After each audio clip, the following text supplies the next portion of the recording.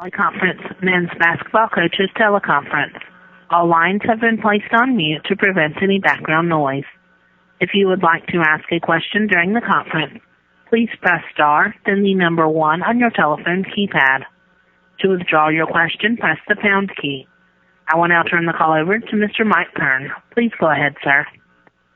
Thank you, Bonnie. Just a couple of conference notes before we begin with our first coach. It will be Ben Jacobson of Northern Iowa. The Panthers playing this week tomorrow at home against Evansville on ESPN3, and then this weekend also at home hosting Indiana State and also on ESPN3. The league's player of the week this week is Cleanthony Early from Wichita State.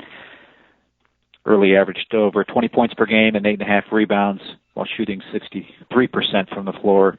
And Wichita State's 2 road wins. The Shockers climbed to number 3 in the coaches poll and number 4 in the Associated Press poll after improving to 21-0 with their 2 wins. Last week, Milton Doyle of Loyola was the league's newcomer of the week. He averaged 24 points, 4 rebounds, and 5 assists as the Ramblers split a pair of games this past week. At this time, let's go ahead and welcome Coach Ben Jacobson of Northern Iowa. The Panthers hosting Evansville tomorrow night in Cedar Falls. Good morning, Coach. Morning, Mike. Let's preview Evansville for us. Give up your thoughts on the game tomorrow night, and then we'll open it up for some questions.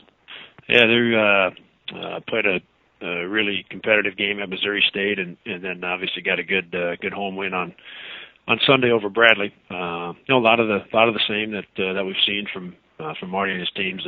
Their man-to-man defense is the same, hard-nosed and physical. They played a little more 2-3 zone in some of the games here of late, which is a little bit different from what we've seen from their teams in the past. And then he's moved Ballantyne around a little bit here. In the last couple of basketball games, he's playing a little more at the point than what he had, so we're going to have to make some adjustments with Ballantyne handling the ball a little bit more. I think in your first meeting with them at their place, you mentioned that was one of the most complete games you played defensively. Of course, you won by a wide margin on the road. What's different? You mentioned Ballantyne a little bit more in different places than he was for the last game. What's different? What can you expect differently for this game? Well, I think that's one of the bigger changes in terms of their offense is that he's starting their offense more than what he did the first time that we played him. He'll start the offense, but then he's going to get himself down and involved in that screening action, and that's where Ballantyne is really hard to defend once he gets moving with all that screening action. And I would say the other thing that's different is a couple of the other guards are more aggressive right now than what they were the first time we saw them. Doing a really good job of taking advantage of some opportunities when the defense is spending a lot of time trying to track down Ballantyne. Their guards have been more aggressive of late and been effective with it. Thanks, Jake. Let's open it up now for some questions for you. Questions from the media. To ask Coach a question, press star, then the number 1 on your telephone keypad. Our first question comes from Wendell Scranton of the Springfield News Leader. You talked about Evansville playing more zone than in the past. Are we seeing more zone throughout the Valley than we have over the last few years? And if so, why do you think that is? Yeah, I think there's certainly more being played this year than there has in the past couple of years. I would guess one of the reasons is keeping guys out of foul trouble with the new officiating emphasis and some of the new rules. It's a way to stay away from a hand check, stay away from some of that contact that's getting called right now, so that you can keep some guys out of foul trouble.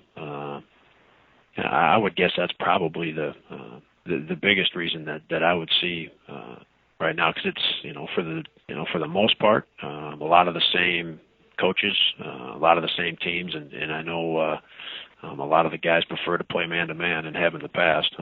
So my guess is it's probably to do with some of the new officiating rules. Have you used more zone than you have in the past also? Not really. We used a little bit at Loyola, but hadn't used a lot of it before that. And we've got a lot of work to do from a defensive standpoint, and it's our defense has improved as we've gone here. It's still not to the point where we can count on it every possession. So we've continued to work really hard at that. So we've only practiced a little bit of zone. So we'll see where we're at as we go forward with ours. Great, thank you. Yep. Again, to ask a question, press star 1.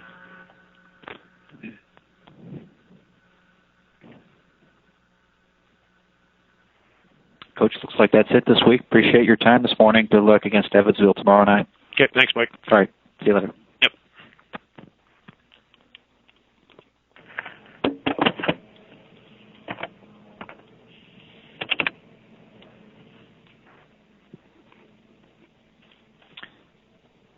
Great Coast, Missouri State tomorrow night in Des Moines. The game will be on ESPN3 and KY3 back in Springfield, and then the Bulldogs are on the road for a game at Illinois State on Saturday.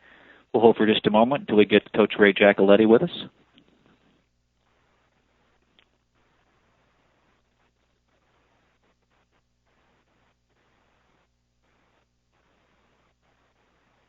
And we do have Coach Ray Giacoletti has joined the line with us. And again, Coach, Missouri State coming to your place on Wednesday, and then later in the week you're visiting Illinois State on Saturday. Good morning. Morning. How are you? Good. How are you? I'm good, thank you. Good. Let's preview tomorrow's game with Missouri State, and then we'll open it up for some questions for you. Well, obviously, Paul's done a great job at Missouri State this year, and they've had to fight through some adversity here the last couple of weeks with some injuries, but it seems like every time he goes to his bench, he finds somebody different to come, answer the call and to have a big night. And so I think for us, obviously, this is the last game of the first time around the conference, so we haven't seen Missouri State yet, but Gully is obviously one of the better players in the league and a tough matchup for us, so it kind of starts with trying to stop him on Wednesday. Thank you, Coach. Let's go ahead and open it up for some questions now for you. Questions for Coach Ray Giacoletti. To ask Coach a question, press star 1. Our first question comes from Paul Suellentrop of the Wichita Eagle.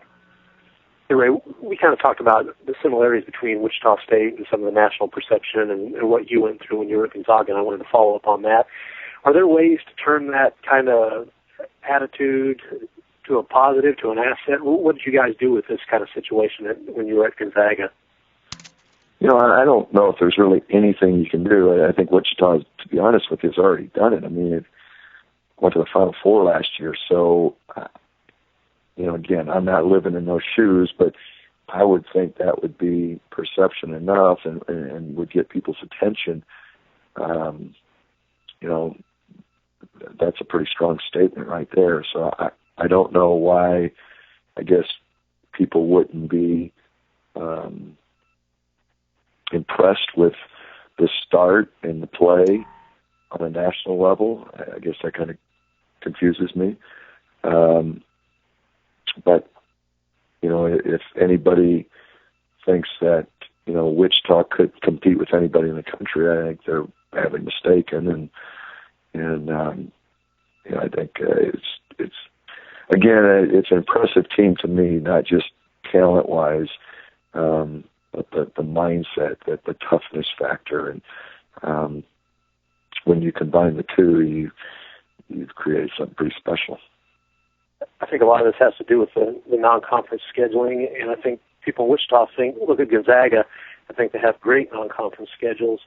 Was it, easy is too strong a word, but was it easy to put together those schedules? Has Gonzaga had that kind of success, or how did that kind of play out for that program? That's a great question. Mark, for whatever reason, has been able to put together non-conference schedules for, the last 12 to 13 years and kind of had to piecemeal it together early. But he did it a number of different ways. One, playing in a high-profile tournament to start the year with the Maui era or the Disney in Orlando. High-profile teams would not come to the Kennel and play in Spokane, so he developed the Battle in the Seattle. And so each year, people don't realize that's 5 hours away from Spokane for the Gonzaga campus. You could get a quality opponent in Seattle, and then have the Cancer Foundation in Spokane, but it was at the arena downtown. It wasn't until probably the last 5 or 6 years, really was able to get people in the kennel. Teams come to mind are like Notre Dame and Oklahoma State, Xavier. Those people were kind of the first ones to come to the kennel, but he did it by playing neutral site games, and then the Seattle thing was something to be able to get the UConns and Tennessees and Memphises, and then that neutral site game in Spokane is kind of how he was able, I think, to put those things together. So it's not easy. I know that. I mean, their schedule during the years I was there would go, all the way up until the end of August trying to finish. Thank you. Yep. Our next question comes from Todd Golden of the Terre Haute Tribune-Star. Hi, Ray. Hey, Todd, how you doing? Good. To what degree do you use advanced statistics, things like efficiency statistics and rebounding percentage, things like that, not only to scout other teams, but to analyze your own team? The rebound efficiency is something very big that we use with our team. We grade each player. It's rebound just simply if you did your job or not, each possession, offensively or defensively. In scouting opponents, obviously, I think statistics are very helpful and useful of trying to explain, what guys' strengths and weaknesses are. But for our own team, it's rebound efficiency is big, and I guess that's the two things for me this year anyway. That's probably most frustrating is that we're not better defensively and we're not better rebound wise. Because when we've done those jobs, we've been successful and have not been able to sustain it for long periods of time. So those are probably the two most frustrating things with this year, with our situation anyway, because I think you can control those things. When you go over that with your players, how are they aware of what rebounding percentage is? I mean, to what degree are they? Yeah, no, two guys are graded every day in practice, and we hand it out the next day after the game, and it's the first thing I talk about, that the day after. I went through it yesterday with our guys. We graded out the Wichita State game at a 60%. Your goal is to be 75% or better, and then broke it down on each player. And it's more specifically, did you do your job that possession? Defensively, each guy stepping back and creating the pocket, and then make an attempt for the basketball. Offensively, it's the three guys going to the glass. Do they run to a back and quit? And then the two people in defensive transition, did they do their job? One stopping the basketball, and the other guy getting in the hole. So they're very aware of it. I mean, it's again something that I brought from Gonzaga, and I thought that that was a big key, just simply the point of emphasis each and every day, rebound-wise. Everybody does drills, and you're trying constantly to limit people to one and out opportunities, but I thought this was a little bit different, and it really helped us at Gonzaga. And again, it's been a little bit frustrating that we're not better at it. Thanks a lot. Yep. Thank you. Our next question comes from Wendell Scranton of the Springfield News Leader. Coach, I know you guys have been pretty good with the three-point shot this year. Is that something that you really believe in as a coach, that you emphasize, or are you just adapting that to your personnel this year? I think, obviously, shooting the basketball covers a lot of ward stuff. But, as we move on, we need to have a bigger presence inside and getting to the free throw line. So there's a combination of the two. And right now we just struggle to score buckets inside, and that's something that has to change in the future, and getting things going to the basket. And we have a goal of trying to shoot 10 free throws each half, and that's something that when you rely on the jump shot, you don't get yourself to the free throw line. So it's just kind of where our personnel's at right now. Even though what our strengths are, we're still trying to drive it more and be able to get to the line and find a way to create some easy baskets. Thank you. Yep. Our next question comes from Andrew Kahn of CBS Local. Coach, I got a question about Wichita's Fred Van Vliet. I know he didn't have the best game, statistically against you guys last time out, but sort of if you could talk about, scouting for him and what you saw from him out on the court. Well, I had a chance to watch him last year firsthand when they beat us in Salt Lake City at Gonzaga, and so watched him for a week there, and then watched his progress, over the course of the season so far. And I think the thing that most impressed me about him is at the end of the shot clock. I don't know how many times I've watched just him make just simple plays, and he's never rushed, panicked. That's an unbelievable quality at the end of the clock. I mean, you feel very comfortable with the ball in his hands, that he's going to make a safe, easy play and not try to do something, where he's rushed or panicked or, he shots on his terms, and it's going to be more so making others better. So I've been very impressed with him. I think he's had a heck of a year, and he's he makes that team go. Okay, thanks a lot, Coach. Yep.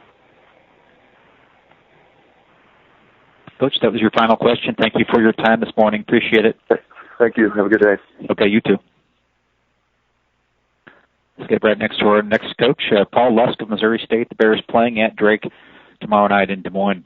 Morning, Paul. Morning, Mike. Let's get right to the questions for you. Questions for Coach Paul Lusk. To ask Coach a question, press star, then the number 1 on your telephone keypad.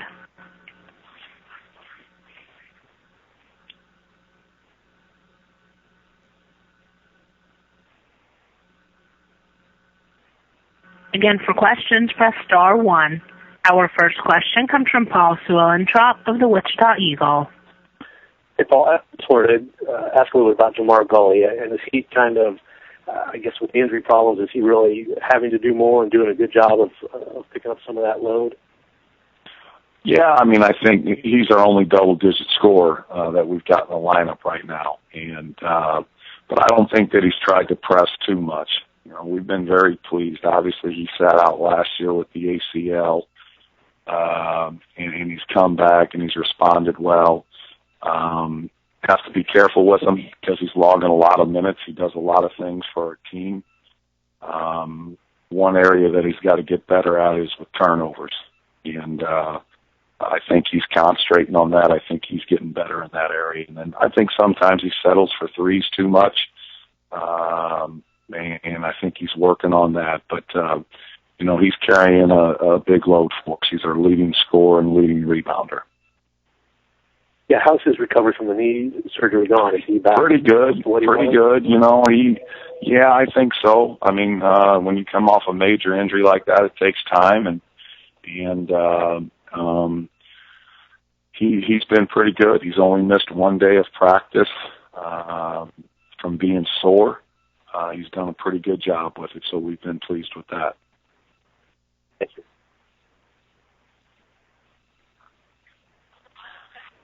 Our next question comes from Todd Golden of the Terry Hawk Tribune-Star. Hey, Paul. To what degree, both in your scouting of opponents and in analyzing your own team, do you use advanced statistics, things like efficiency or rebounding percentage, things like that? Do you use those things? No, I don't use them a whole lot. Okay, fair enough. Thanks. Our next question comes from Lyndall Scranton of the Springfield News Leader. Yeah, Paul, would I be right in saying that we're seeing more zone throughout the Valley this year than in the past, and why do you think that is? Oh, I just think offenses are really good at times, and then you have to if you're just going to try doing it one way, when an offense finds rhythm, if you're not willing to change, try knocking them out of that rhythm, you could be in trouble. But I do think that you just see more zone across the board. Is it because of the hand check rule? Not totally certain. I would think that factors into some of it, but I just think that you look around. I look at Eastern Michigan, who we played in the Bracket Buster last year, and their defensive statistics were phenomenal in terms of 3-point field goal percentage, 2-point field goal percentage, and they're exclusively zone. So I think a lot of people are using zone more often. You know, with a limited amount of practice time, would you prefer as a coach to not have to mix in zone? I mean, do you have enough time to do it well in practice and prepare it well? Yeah. Well, our first priority is to be good on the defensive end from a man standpoint. We're not very good right now. And I think sometimes that comes with personnel. It comes with youth. It comes with maybe having guys that aren't very mobile. So that's our first priority. But you have to, if you're going to play some zone, you have to find some time to at least work on it and have guys understand what they're doing. Look at, Dan Miller at Illinois State. I think they were playing man early in the year, and then they went away from that. They've done a 3/4 court press and zone, and it's been very effective.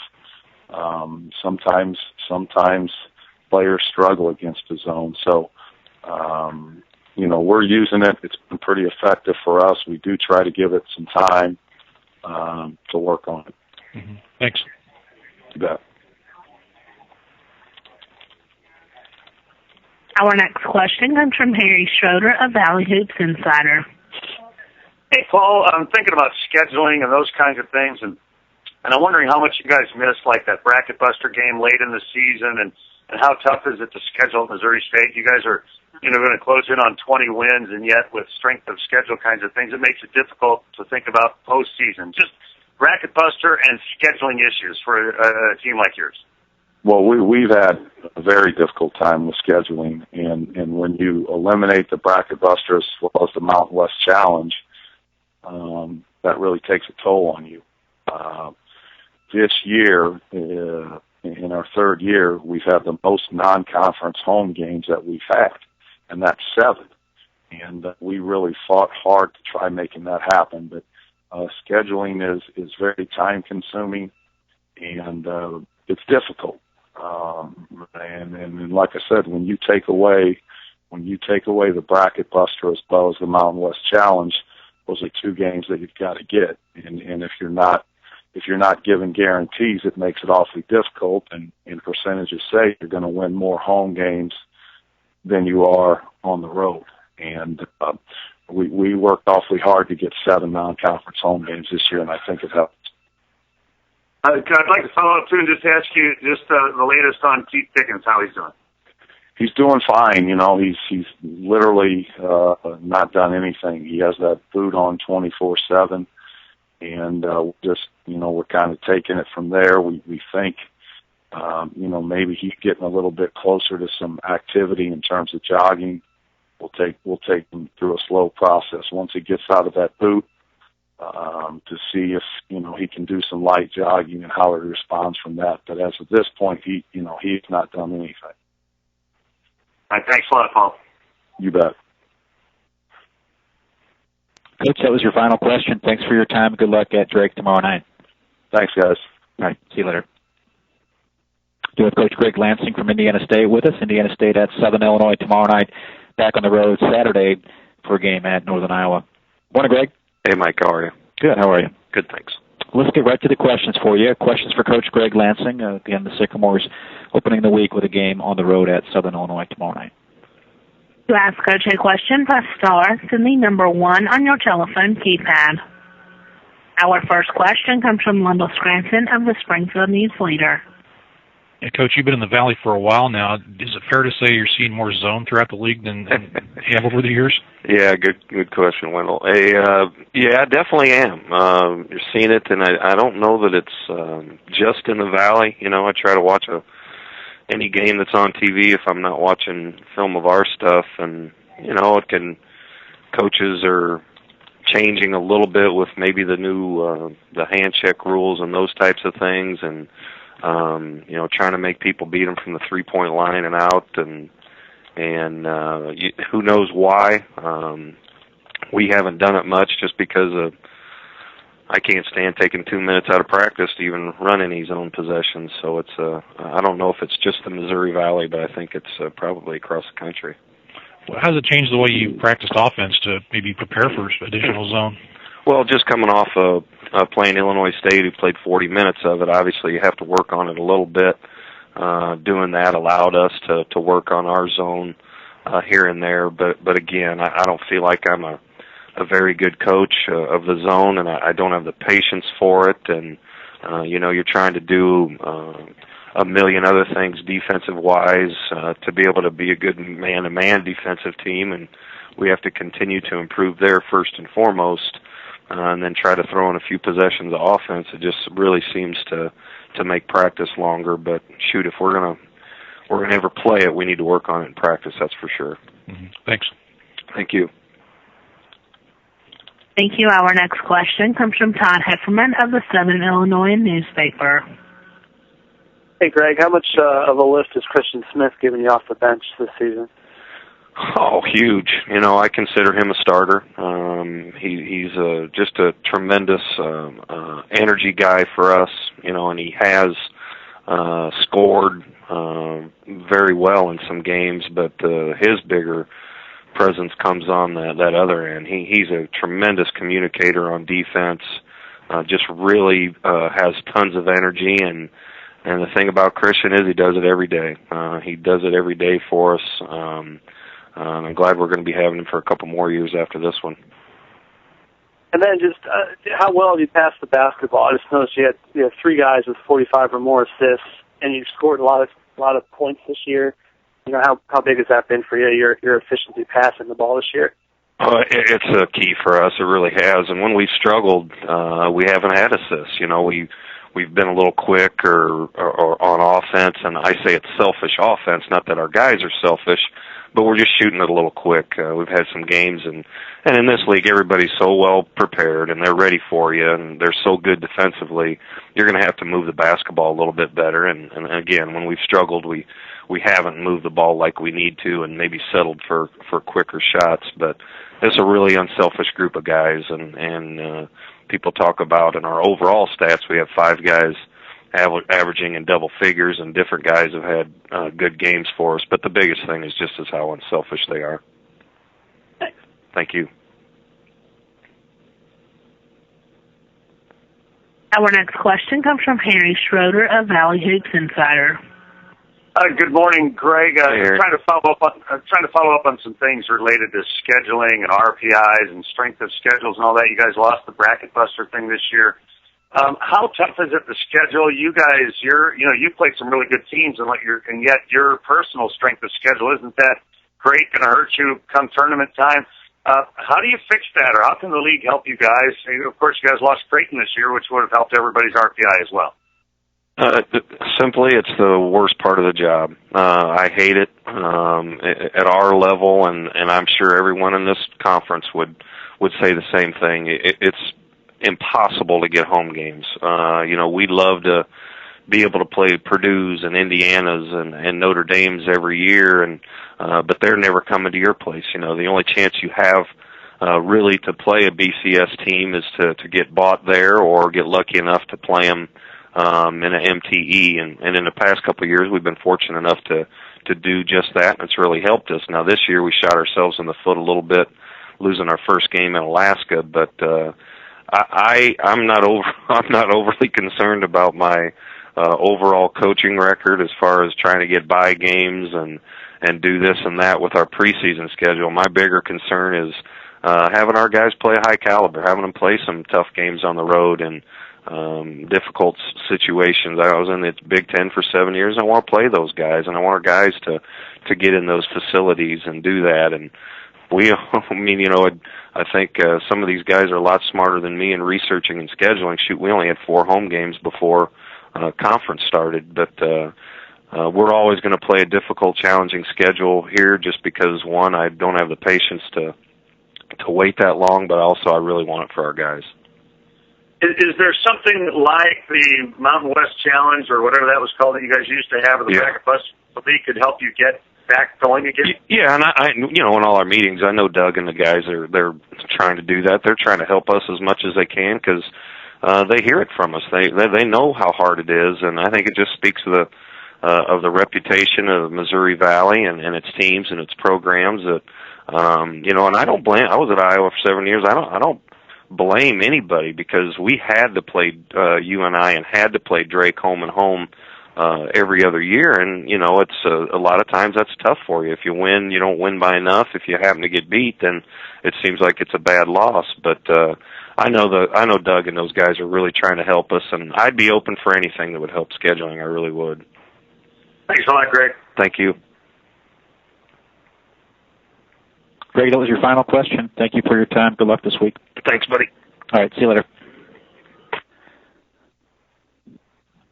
Let's get next to Coach Marty Simmons of Evansville. Evansville opening the week with a game at Northern Iowa tomorrow night, and on the road on Saturday against Wichita State. Both games on ESPN platforms. The tomorrow night's game on ESPN3. Morning, Marty. Good morning. Let's talk about Northern Iowa tomorrow night. They had your number back at your place, and certainly that was their only road win. But matchups and changes from last meeting. Well, give them all the credit. I mean, they certainly outplayed us and outcoached us, but I've said it since I've been in the league. I think Ben, his staff, and his team do as good a job as anybody as far as game planning, and we certainly are watching and preparing ourselves, and we got tons of respect for them, and we certainly need to play much better than we did the first time. Thank you, Marty. Let's get to the questions now for you. Questions from the media for Coach Marty Simmons. To ask Coach a question, press star, then the number 1 on your telephone keypad. Our first question comes from Wendell Scranton of the Springfield News Leader. Yeah, Marty, it seems like we're seeing more zone defense in the Valley than in past years. What do you think that is?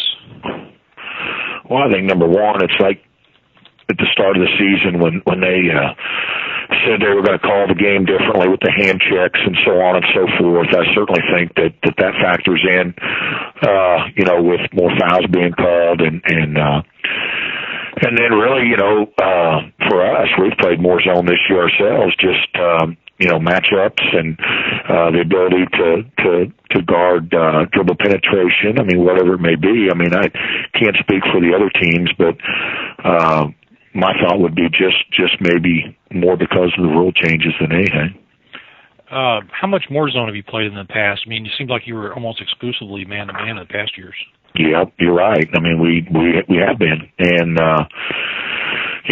we've just I'm listening to my coaches a little bit better this year, but and we've actually had multiple zones. In the past we've just had one, so it's just we got a young team, and at times our matchups don't favor us in man, so we feel like the zone has really helped us. All right, thanks. Thank you. Thank you. Our next question comes from Paul Swellentrop of the Wichita Eagles. Marty, I guess this group of freshmen and sophomore that you got, I'm kind of wondering and comparing them to when you had Ned Cox and Troy Taylor and Colt. Are you bringing them along kind of with the same tactics, the same playbooks, and hoping just to build this group all the way together like that group did? Absolutely. I mean, unfortunately, it's a very similar situation. I say unfortunately. You'd like to have more upperclassmen, where maybe some of the young guys don't play the roles that they have to this young in their career, but it's just kind of the way it's worked out with the way our classes are set up, and but they've done a terrific job. It's kind of learning on the job, learning, by experience, they just of what not only college basketball but playing in the Valley's all about.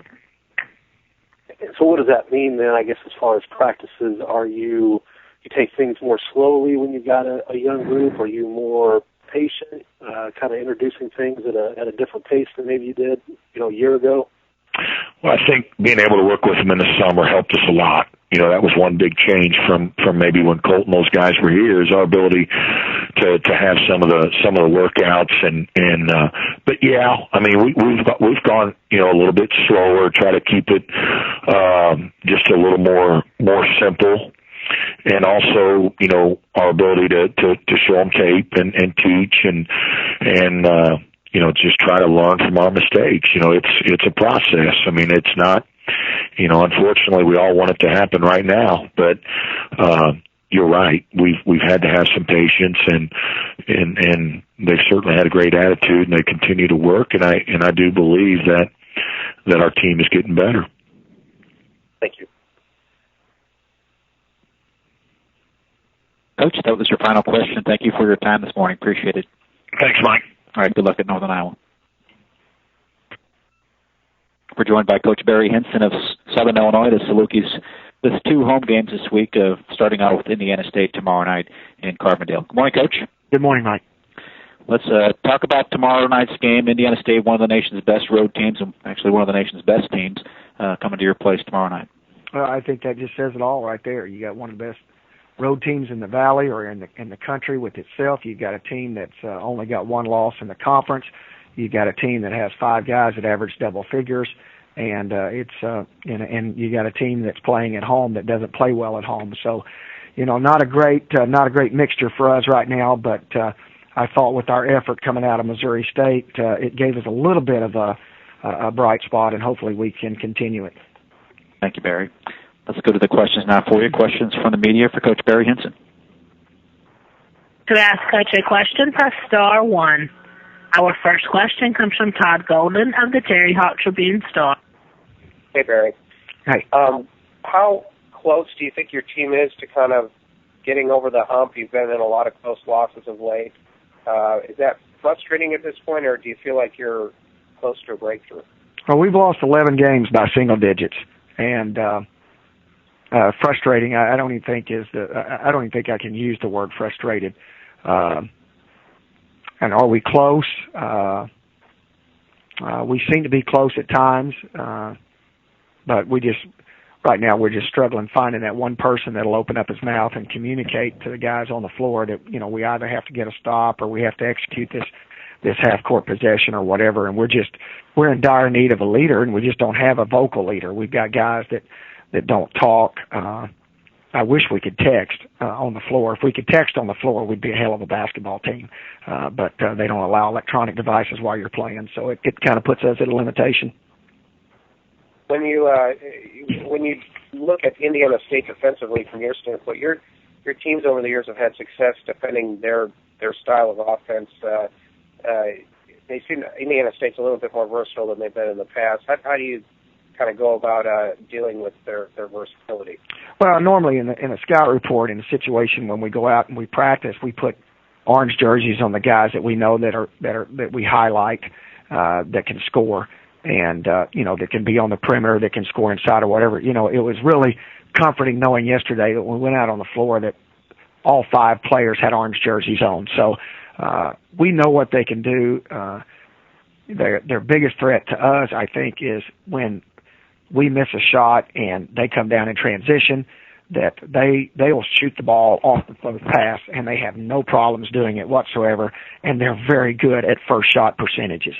They cause us problems, and they cause everybody else problems, as obvious by their record, just because how they can shoot the basketball, and not just shoot it, but I mean, they shot fake, they get to the basket, they lead the league in assists, I think.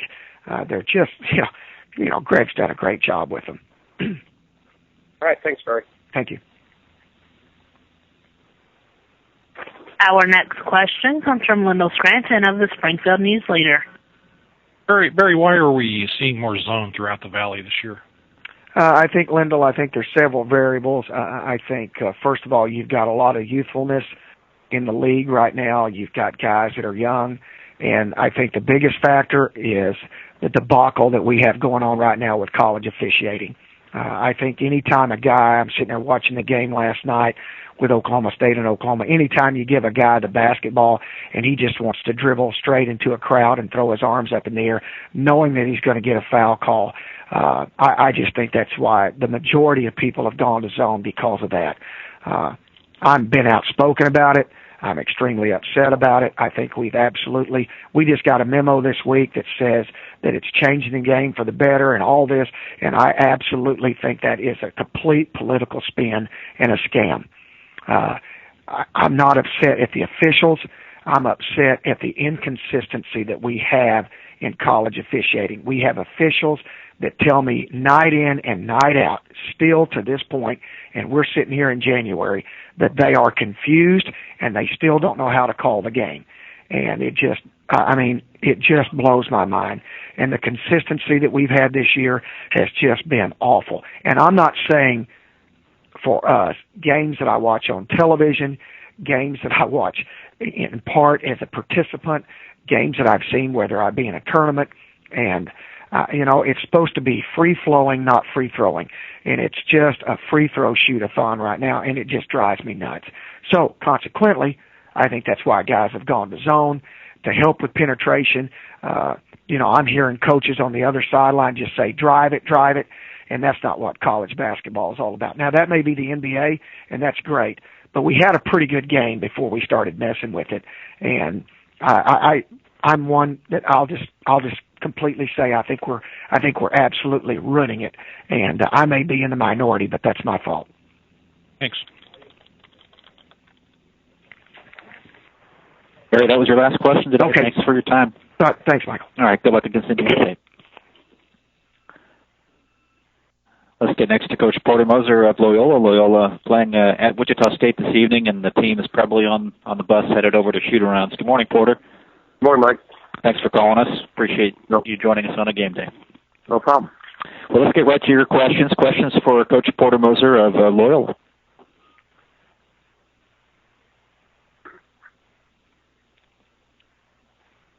To ask Coach a question, press star 1.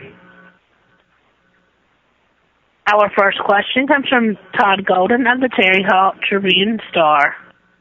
Hey, Porter. How much do you use advanced statistics, kind of saber statistics, if you want to put it that way, for basketball, not only in scouting your opponent, but in analyzing your own team?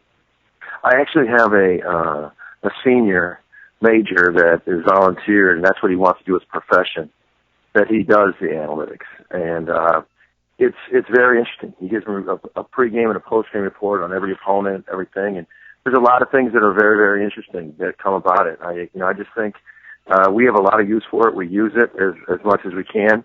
And you just try to find, do I think it's a huge benefit? There's certain interesting things that come out of it. But we definitely I have a senior that volunteers at the time, and he gives me a report, and, if I can use it, any advantage I can find, I use it. How do you, when you apply it to your own team, how do you kind of, how do you break that down to your team and make it to something that, is valuable for them and something that they can learn from? For example, we play Wichita State. Wichita State, and this is from the analytics today, 40%, they make you take 40% of your shots threes. They really, and I watched the Indiana State game, and I talked to Greg about it. And, I looked at Illinois State, they make you take a lot of threes because they speed you up, they rush you, they pack it in, they're so physical. And then they're the best team at defending the three-point line. So you don't want to just settle. You gotta make more than one or two passes. You gotta try to get some paint touches because they can force you into settling because they speed you up. And then you combine that with them. So I think that's an interesting thing to get that message across to your guys on not settling, on trying to still work the ball, on get paint touches, and try not to get sped up. It's easier said than done not to get sped up at Wichita State, but that's just one of the examples of an interesting stat. All right, thanks a lot.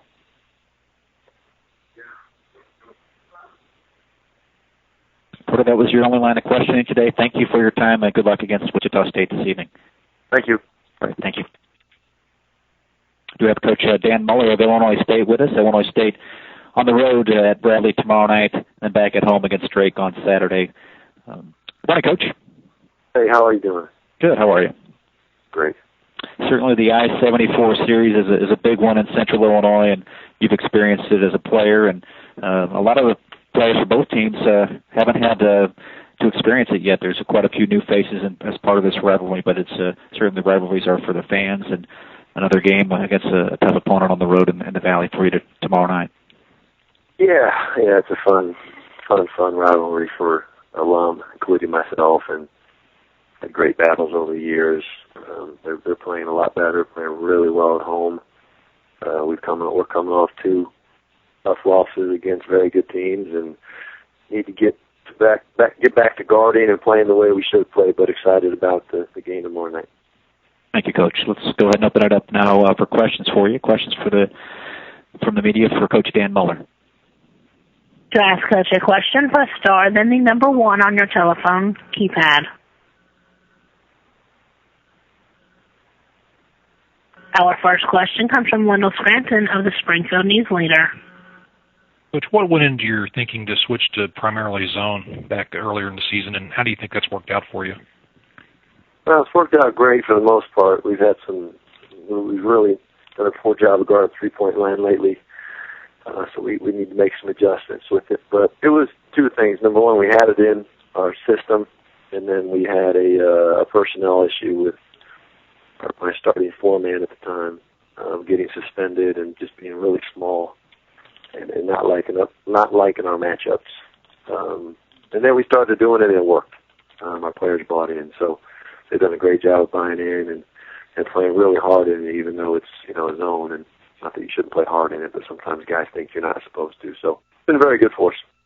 Going forward, if personnel changes in the years ahead, do you still see zone being a big part of the way you play defense? How will you do? How will you mix and match? Yeah, I'm not sure yet. My wife's asked me that too. I've always been a man guy. It's how I was raised, but I have enjoyed getting to know how to coach zone, and we press a lot also. Obviously, all I'm worried about is this year right now. We're committed to it. We have a couple different ways to play it. But going forward, my guess is I'll use more zone. Whether it will be a zone team or a man team next year, I'm not really sure. Now, did the rule changes play much of a factor in your decision, or was it strictly your personnel? Yeah, I think it was more personnel. We put the zone in and thinking we would have to play more of it. And, to be honest, and I don't mind saying this, they're not calling it like they were at the beginning of the year now. I would like them to be nice if they started back. But foul trouble hasn't been an issue, I don't think, in any game across the country like it was at the beginning of the season. So some players have adjusted to it, but that hasn't had much to do with it. Thanks. Thank you. Our next question comes from Dave Reynolds of the Peoria Journal-Star. Hey, Dan. Hey, Dave. Got a couple for you. Mike mentioned a rivalry for the many new faces that you have on the team. Is that a different kind of preparation for you? I mean, do you talk to those kids about what's in store for them tomorrow?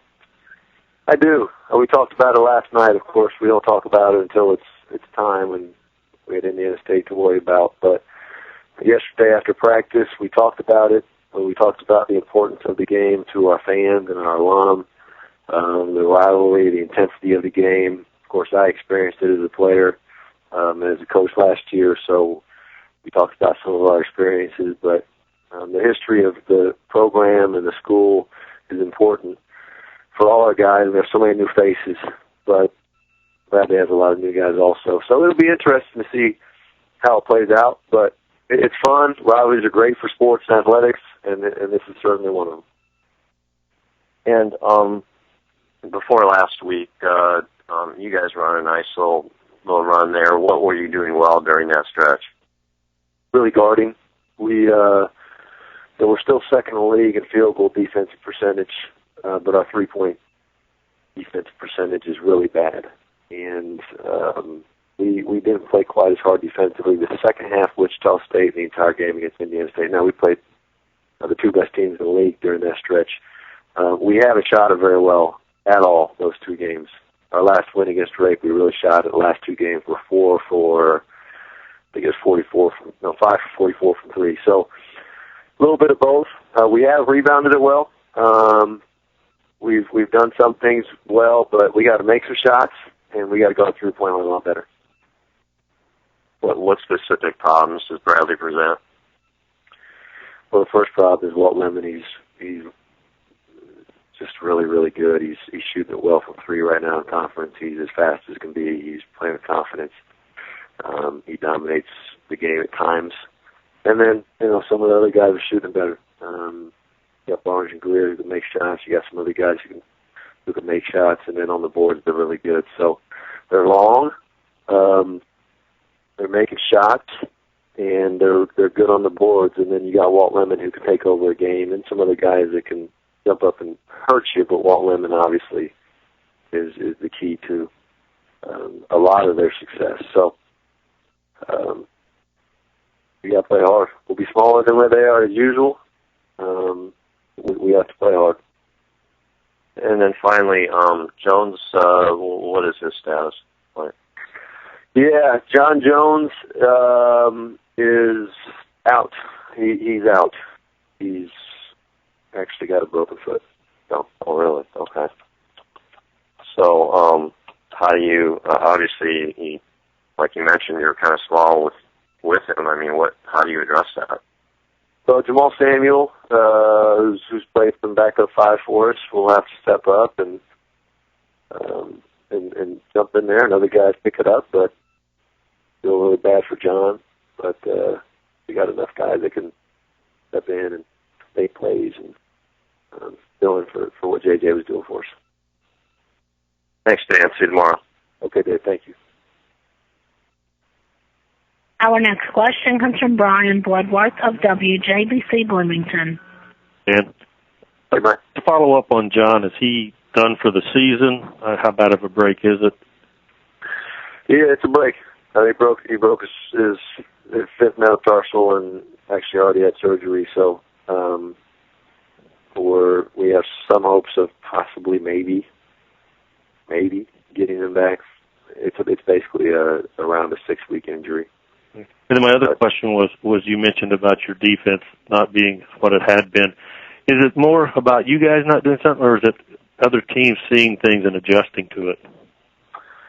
Well, we played 2 of the best teams in the league the last 2 games, and they shot it well, really well in the first half, and well throughout the game. Are some teams making adjustments? They're adjusting to our press a little bit.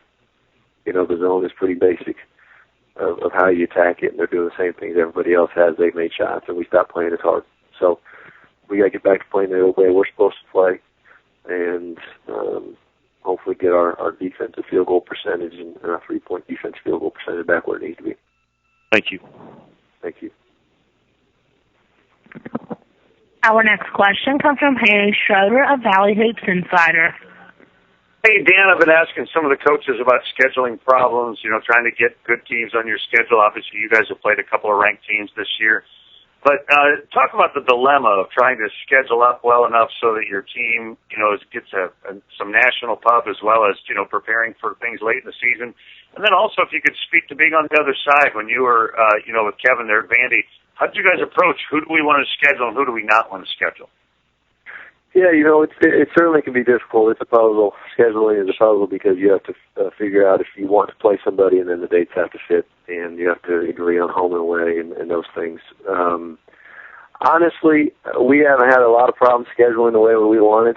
A lot of it is, of course, we had so many new guys this year.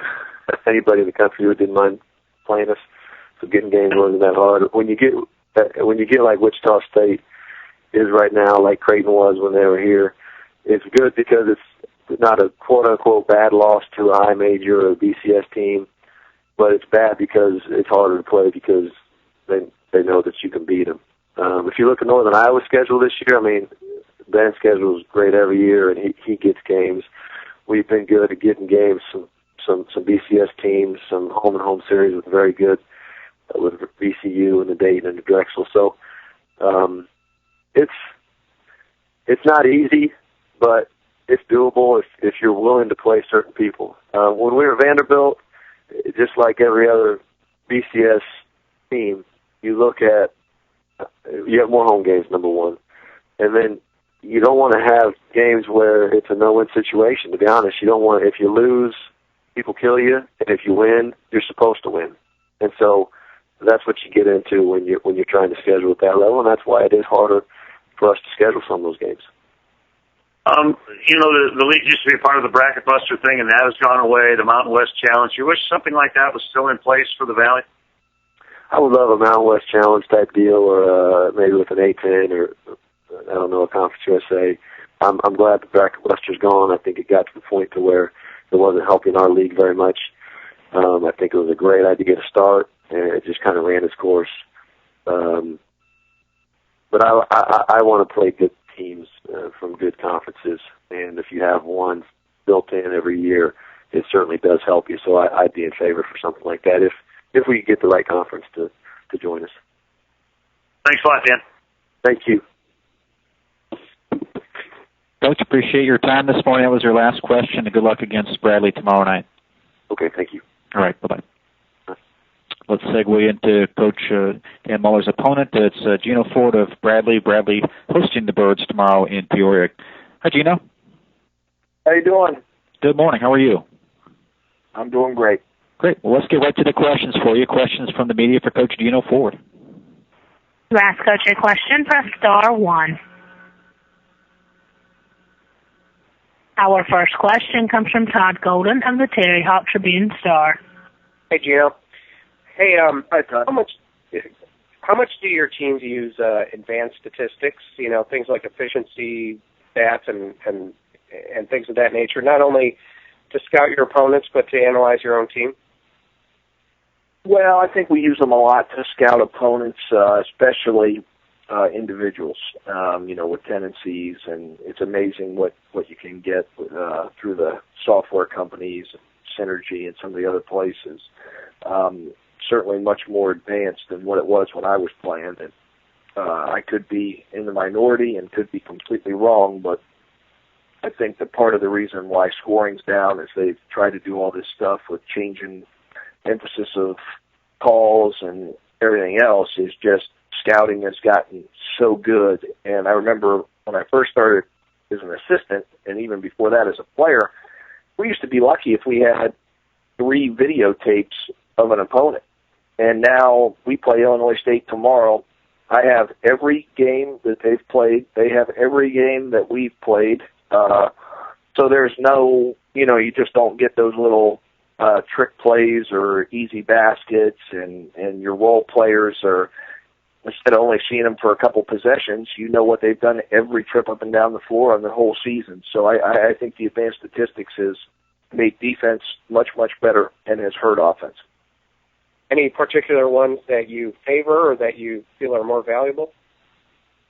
Well, I think when you're looking at personnel, I think the ones that we're always into is, guy going right, guy going left. I mean, on the perimeter players, for example, post, percentage of times going over which shoulder, all those kind of things factor into how, you're going to guard a guy. It doesn't mean they're incapable of doing the other, but if you have a large sample and it shows that I like to drive the ball right 75% of the time in the game, we're going to definitely go out and try to force them left. So, I think we're more into that kind of stuff than any other part of it, but we certainly do look at stuff and seeing, percentage of fouls drawn for a guy and how much offense they provide to their team when they're in, those types of things.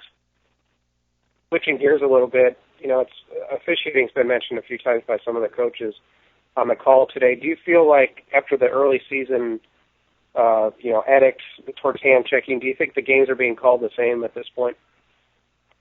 Well, I think that there's been some consistency, which early in the year maybe didn't happen. And, I don't think it has anything to do with the officials. I think the Rules Committee gave those guys an impossible job in that, I think for years, good officials' goal was to come to the game and blend in. and not be a factor. And then they were forced to go out and they're emphasizing, call everything. And then you go to a game and there's 40 free throws shot by both teams. That's not going to lend itself to the officials being unnoticed. So I think they were put in a tough spot. I think they've really been consistent with hand checking. I think players have adjusted, and that's why you're seeing less hand check calls. I think kids are more conscious on the perimeter defensively of not putting two hands on or not leaving a hand on a guy. And that's from the officials being consistent with that. I think the play that's been continued to be difficult for coaches and players and officials somewhat is when guys are driving and there's some bumping. As the offense is initiating contact, I think that's changed. Early in the year, those were all being called fouls. Now I think the officials are trying to determine if it's legal guarding position, then it should not be a defensive foul, and I think they're letting some stuff go. So you're seeing some physicality allowed on the ball, which, in my opinion, is thank goodness, because that whatever we were doing the first month of the season, I can't imagine that's what the Rules Committee was really hoping they would get. I mean, it was, you couldn't guard anyone. I mean, you almost needed to sit down Indian style and just let the guy drive wherever he wanted to go. So, I mean, now there's some ability to defend, and I think that's certainly how we prefer it, and I've been pretty happy with the officiating, to be quite honest. Thanks a lot. I appreciate it. Thank you. Our next question comes from Jim Benson of the Bloomington Pantograph. Gino, obviously Walt has played much better to the start of the Valley season. What kind of spurred his, comeback or whatever? And he kind of looks like the same player he was last year. Well, I think, Jim, that he started the year putting so much pressure on himself, and I think that he had a lot of, people, fans, family, friends, putting pressure on him, and then you mix in a bunch of new guys that he's playing with, particularly on the perimeter, and he just almost wanted it too bad. You can't force things in life. You gotta go out and work hard, but let them come to you a little bit. And he was just pressing, and he was having absolutely zero fun playing. And I know he said that, and he wasn't a lot of fun at that point to coach, because he was just mentally really struggling, and almost like the guy who was trying to hold on to a fistful of water and was desperate to hold on to it, and the more desperate he got, the more he squeezed and the more water he lost. So I just think that he finally found a little bit of familiarity when we got back in the conference, and for whatever reason he just had a different mindset, really starting January 1st, and it showed. It showed in practice, it showed in games, it showed statistically. He's playing the way that we need him to play and that he's capable of playing. And, he's got the ball in his hands so much, and he, part of the reason why we were so awful in the non-league, he really was playing poorly, and he's got the ball the whole time, and he's our best guy, and we need him to make plays. And, when he goes out and puts a clunker out there, it's hard for us to overcome because of the amount of plays that he's involved in. And when we win, it's usually because he's playing pretty well. And there's other guys that are key for us to be any good, and there's no question. But, his role and his the amount of time he spends with the ball, it's essential that he is efficient, and he is getting others involved, and he's really in the conference done a really, really good job of both those things. There's a lot of new players in the rivalry game tomorrow. Do you have to educate some of the younger guys about what this game kind of means to the fans and alumni? Well, I think you have to, just so that they understand tomorrow when they get to the building. There'll be a little more buzz than a regular home game. There'll be a little more on-campus talk about the game than there usually would be prior to a midweek game at home. So, yeah, you try to educate them and get them ready and prepared for what it's about. And the good thing is, although their team's basically brand new and our team's basically brand new, we've got a couple guys that have been through it, and they do as well. So it's not like there's 13 people that have no idea what's going on. And hopefully, on both ends, the older guys that have been through it can, kind of be informational, guys to their teammates. I think that both programs look forward to this game. It's big to the alums, it's big to the fans, it's big to the region because of the proximity to schools. So, our guys will look forward to it, even if it's their first time through it. They've played in rivalry games in high school, and they understand the concept. This will be the biggest one they've ever played in every case, but I still think, when it comes down to it, they'll be excited to play both ways. Thanks, Gino. Thank you. Coach, that was your final question. Thank you for your time. Good luck against Illinois State tomorrow night. Okay, thanks. All right, appreciate it. We're now joined by Coach Greg Marshall of Wichita State. The Shockers hosting Loyola tonight, and then back at home on Saturday to host Evansville. Both games are on television. Evansville's game on Saturday on ESPNU. Hi, Coach. Hey. Good morning. How are you? I'm all right. Great. Let's get right to the questions for you. Questions for Coach Greg Marshall of Wichita State. Our first question comes from Todd Golden of Terry Hawk Tribune-Star.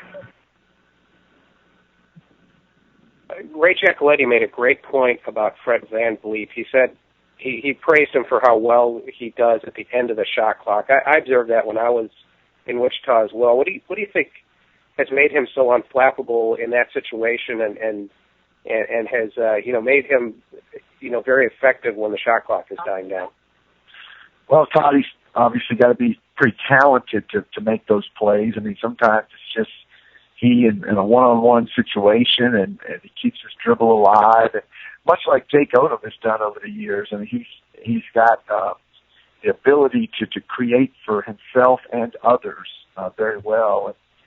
And doesn't get rattled when the clock gets low. He still knows he can usually shake someone and get a decent look in the last couple of seconds of the shot clock. But by and large, he can also create for others. That's what he does probably best with his assist numbers.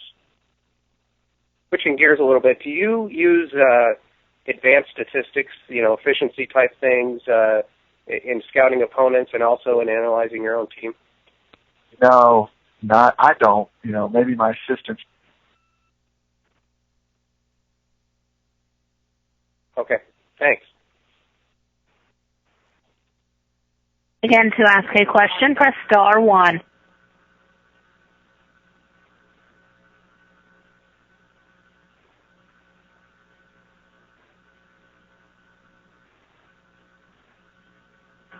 Again, to ask Coach a question, press star, then the number 1 on your telephone keypad.